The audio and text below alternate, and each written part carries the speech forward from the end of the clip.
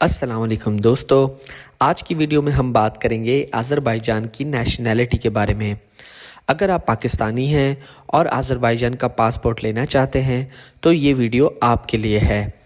ہم ڈسکس کریں گے کہ وہاں آذربائیجان کی نیشنلٹی کیسے لے سکتے ہیں، وہاں شادی کا پروسیس کیا ہے، اگر وہاں بیبی بورن ہو تو کیا نیشنلٹی ملتی ہے، اور آذربائیجان کا پاسپورٹ لینے کے بعد ہمیں کیا بینیفٹس ملیں گے۔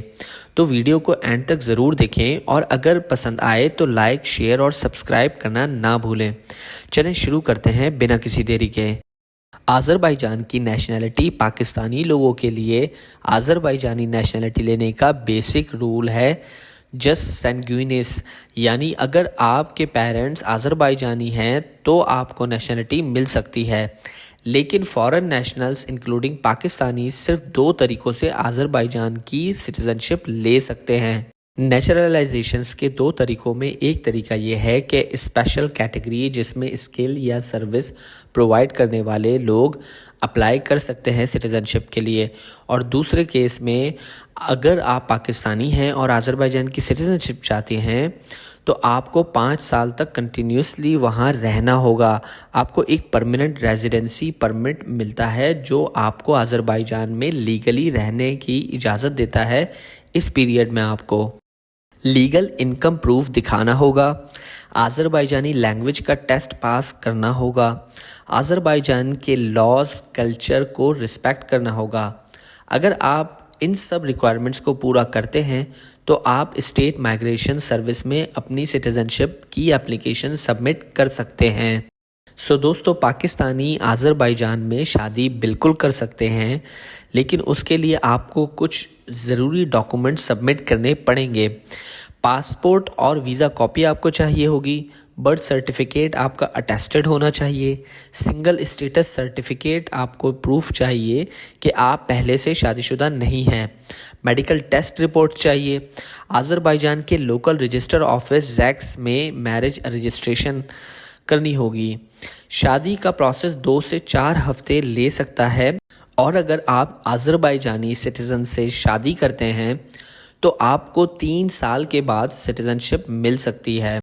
اب بات کر لیتے ہیں کہ اگر آپ کا بیبی آذربائیجان میں پیدا ہوتا ہے تو کیا اسے نیشنلٹی ملے گی؟ آذربائیجان کا نیشنلٹی لا جسٹ سنگوینس پر بیسڈ ہے، یعنی نیشنلٹی صرف تبھی ملتی ہے اگر بچے کے پیرنٹس میں سے ایک آذربائیجانی ہو، بچہ آذربائیجان میں پیدا ہو اور دونوں پیرنٹس اسٹیٹ لیس ہوں۔ یہ اس کی دوسری کنڈیشن ہے۔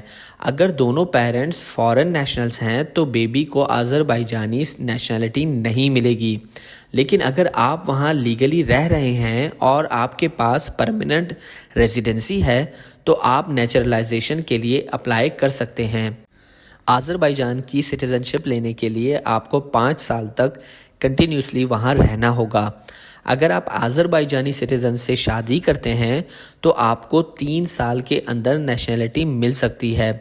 آذربائیجان میں رہنے کے بینیفٹس میں سے افورڈیبل کاسٹ آف لیونگ ہے۔